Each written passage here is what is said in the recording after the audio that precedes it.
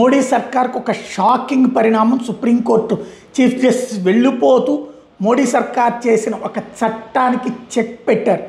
మొన్ననే ఏదైతే ఈ ట్రిబ్యునళ్ళకి సంబంధించినటువంటి చట్టం గురించి చీఫ్ జస్టిస్ ఆగ్రహం వ్యక్తం చేయడం, మీరు కాదు ధర్మాసనం ఫుల్ ధర్మాసనం ఉండాలని కోర్టుని ప్రభుత్వం అడగటం, దానికి ఆగ్రహిస్తూ గవాయి చేసిన వ్యాఖ్యలు చూసాం. ఇప్పుడు ఆయన అనుకున్న తీర్పు ఇచ్చేశారు. ఏదైతే మొన్ననే వన్ సైడెడ్ వైపు నుంచి ఏమంటారు మీ ఆర్గ్యుమెంట్స్ అంటే ఇక తప్పనిసరి పరిస్థితుల్లో కేంద్ర ప్రభుత్వం తరపున ఆర్గ్యుమెంట్స్ అయిపోయినాయి. ఈ నేపథ్యంలో అప్పుడే తీర్పు రిజర్వ్ చేసి ఇప్పుడు చెప్పుకొచ్చారు.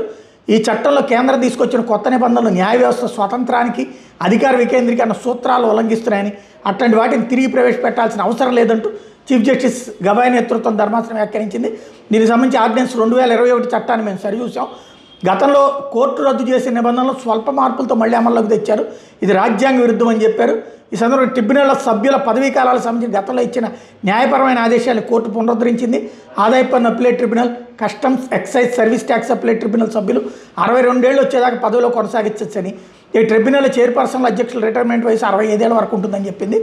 2021లో తీసుకొచ్చిన ట్రిబ్యునల్ సంస్కరణ హేతుబద్ధీకరణ సర్వీస్ నిబంధనల చట్టంతో ఫిల్మ్ సర్టిఫికేషన్ అప్పిలేట్ ట్రిబ్యునల్తో సహా కొన్ని అప్పిలేట్ ట్రిబ్యునల్ రద్దయినాయి. వీటితో పాటు పలు ట్రిబ్యునల్, జ్యుడిషియల్, ఇతర సభ్యుల నియామక నిబంధనలు పలు సవరణలు జరిగినాయి. అయితే ఈ చట్ట నిబంధనలు సవాల్ చేస్తూ మద్రాస్ బార్ అసోసియేషన్ సహా పలువురు పిటిషన్లు దాఖలు చేయడం, దీని మీద గతంలో విచారణ జరిపిన న్యాయస్థానం తీర్పును రిజర్వ్ చేసింది. తాజాగా ఈ తీర్పు ఇవ్వడం అన్నటువంటిది మోడీ సర్కార్కి షాకింగ్ పరిణామం.